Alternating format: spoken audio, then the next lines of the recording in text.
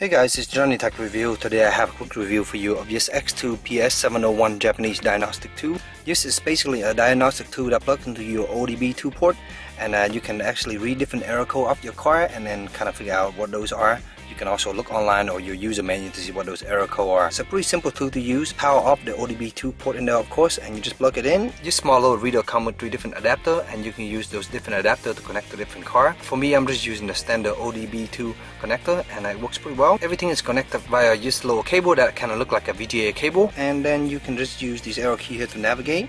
There's definitely a lot of options. You can select the type for your car. I have an Infiniti G35 here, so I'm using the Nissan for your settings. So I'll go through the menu and show you guys some of the options we have. So here you can see after you plug the PS701 into your car diagnostic port, this is the menu you will get. It takes about a second to boot this up. It's very fast. Of course, language, there's only English. Contrast, you can change the contrast of the screen if you like to.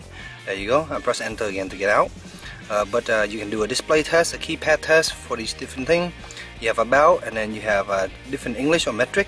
You have font and data logging, which just right now is enabled. But anyway, let's go to diagnostic. We can press enter here, and in here we can test all different kind of systems. You can do the immobilizer, which is a standard thing, I guess, and then you can have these different company here. So my car is an Infiniti, which is just a Nissan, so I'm just gonna go ahead and click this second Nissan here. So I think there's 2 Nissan here. One is probably for the older version and one for new. I've been using this one. It seems to work fine, so I'm gonna show you right here. Press enter. And Nissan version 8.1. Go ahead and run it. As you can see here, it's loading up the software. This process does take some time, and I don't like the fact that you have to load this every time, but I guess it's just always loading up whatever software is for different cars, so this does take a little bit of time here. So as you can see here now, we have these 3 different options. We have auto, manual, and special function. So if we go to auto, it will basically check all different functions that your car has and go to it. I'm just going to go ahead and select menu because it takes a long time to run auto. So when you select one of these functions, it's going to run a diagnostic to make sure that everything is okay. So I ran the engine, I didn't find any problem with it, of course.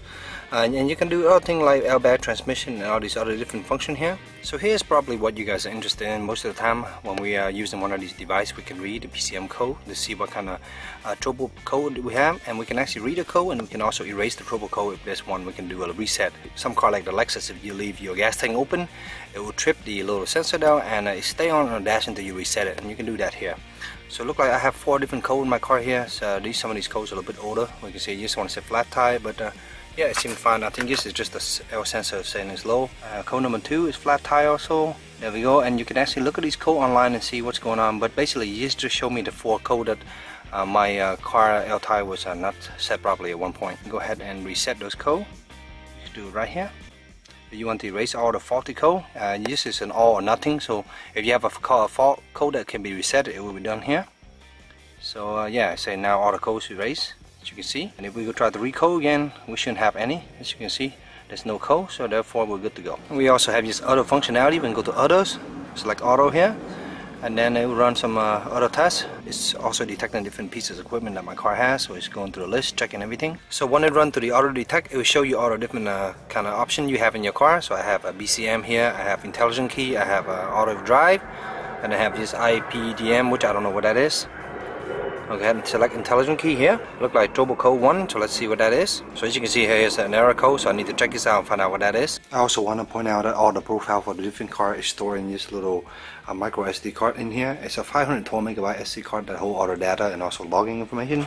And it comes with a little USB reader that you can put in your computer. I suggest if you're going to poke around, don't mess around with the file, because those are the profiles that are used to read your car. And I bet if there's update, you can get it from a company website and update those files. I find this PS701 is pretty easy to use, and yeah, the menu just navigate using this arrow key, and overall it's quite easy to use, and it helped me find some of the error code that I didn't even know I had. You know, not every error code will show up on your dash, so this is kind of nice to see some of those other error code, and you can check online to see what it corresponds to. So that's pretty much my quick review of this Xtool PS701 model. If you have any questions, let me know in the comment below, and as always, stay tuned for future review. Thank you.